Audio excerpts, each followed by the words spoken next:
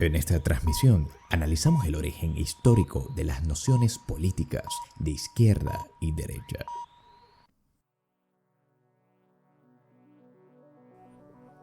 Amigos y enemigos, bienvenidos a esta sesión de Cultura Política. Quien les habla, Manuel de la Cruz, politólogo, locutor y asesor.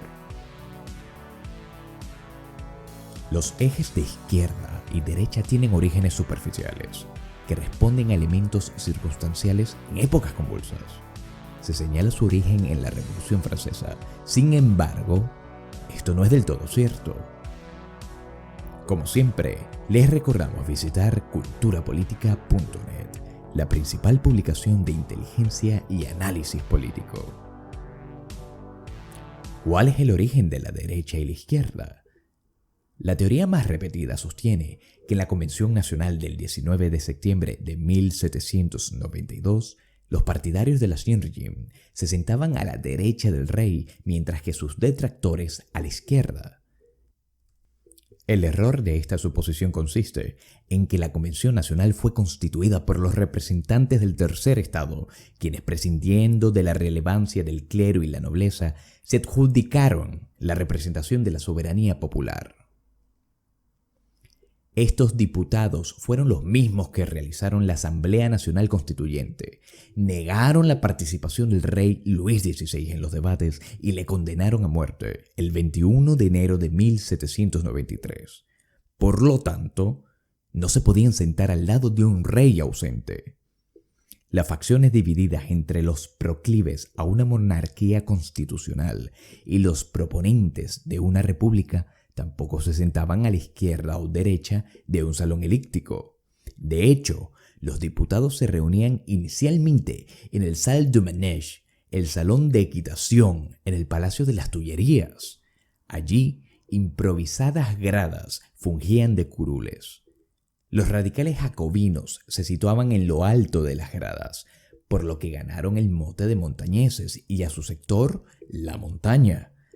Los moderados girondinos conformaban la Gironda, tomando su nombre de la región francesa homónima de donde procedía la mayoría de ellos, y se situaban en gradas de inferior nivel, mientras que la llanura o el sector de las gradas más bajas le pertenecía a los diputados independientes, de variable posición en las votaciones.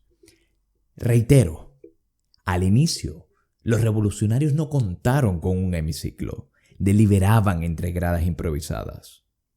Nadie en ese espacio fue partidario del Ancien Régime, pues hasta los más conservadores del sector girondino veían la revolución como un proceso necesario para acabar con las desigualdades feudales, y porque además nadie de los presentes hablaba a nombre del clero o la nobleza.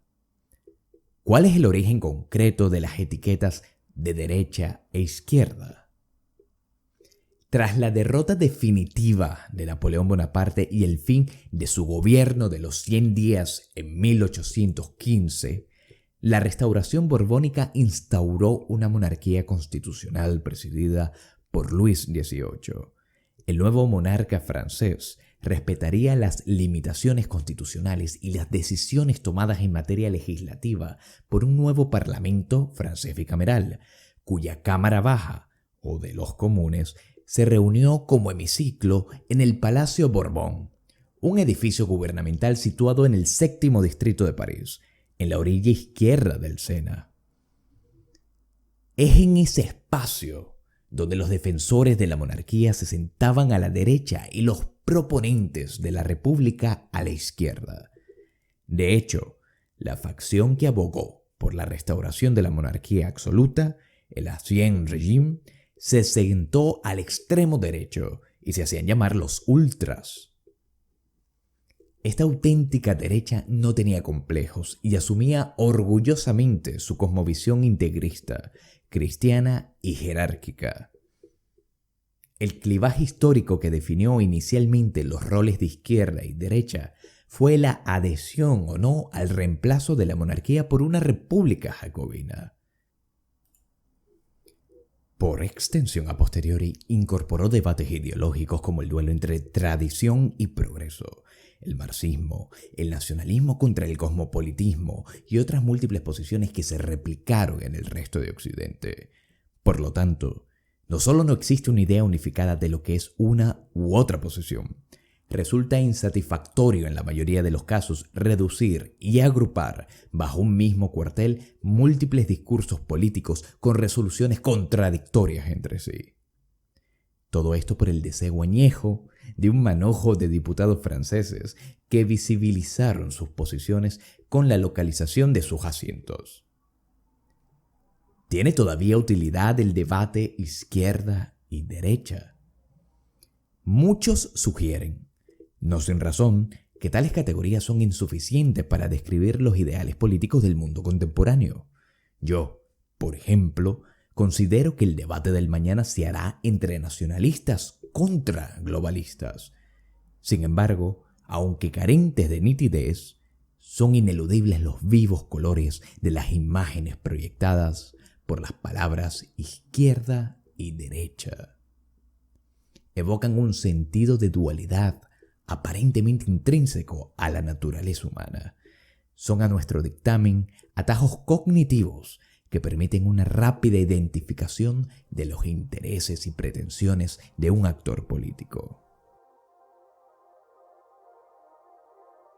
Amigo o enemigo, gracias por obsequiarme el bien más preciado con el que cuentas, tu tiempo. Ha sido un auténtico honor irrumpir en tu rutina. Por favor, comparte esta pieza de conocimiento y recuerda comentarme tu opinión. ¿Eres de derecha o de izquierda? Cultura Política en Podcast, una producción de culturapolítica.net, inteligencia y análisis político.